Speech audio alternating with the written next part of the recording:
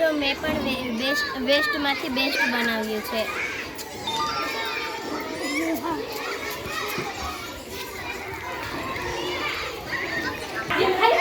આપણે સાતમા ધોરણવાળી બહેનો અને 8મી ધોરણવાળી બહેનોએ રંગોળી અમે તમને બતાવી હતી કે એણે પૂરી કરી તે આપણે જોઈએ. જો તેણે સરસ મજાનો કળશ બનાવ્યો છે. આ કળશ અનાજમાંથી, કઠોળમાંથી, ફૂલ, પાન એવા બધીમાંથી તેણે બનાવ્યો છે.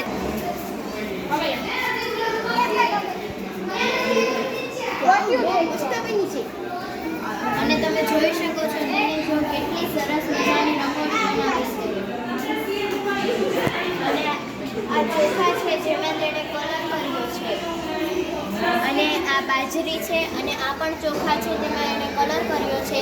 અને આ બીજ છે, આ ફૂલ છે અને તે ત્યાં આ ચણાની દાળ છે અને તેણે ફૂલ મૂક્યા છે. આ સોપાલવના પાન અને તેણે અહીંયા મોર પીસ મૂક્યું છે જેથી બધી દેખાવ મસ્ત આવે છે. તમે જોઈ શકો છો કેટલી કુદરતી રંગોળી બનાવી છે.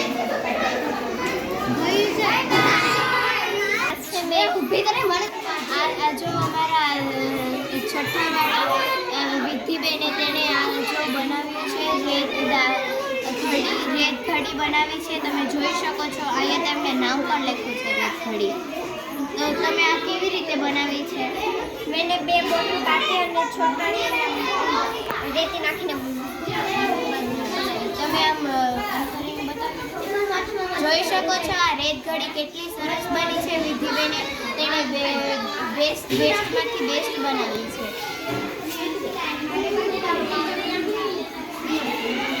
જો અમારા 8મા ધોરણમાં અભ્યાસ કરતા નિરાલીબેને સરસ મજાની હેરસ્ટાઈલ બનાવી છે. તમે જોઈ શકો છો.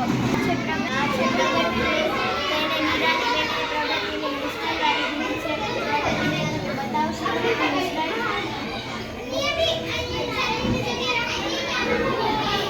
આજે અમારા પ્રગતિબેને સરસ મજાની કાગળ તેમાં તો સજાવટ પણ સરસ કરી છે.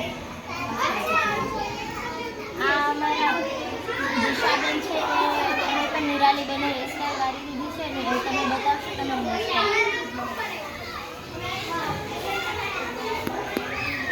આ જો નિરાલીબેને સરસ મજાની દિશાબેનને બન ઓરાવી દીધું છે. જોઈ શકો છો કેટલી સરસ મજાની સજાવટ પણ કરી છે.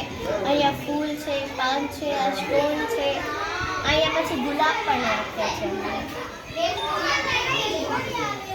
આ છે અમારા નિશાબેન પણ નિરાલીબેને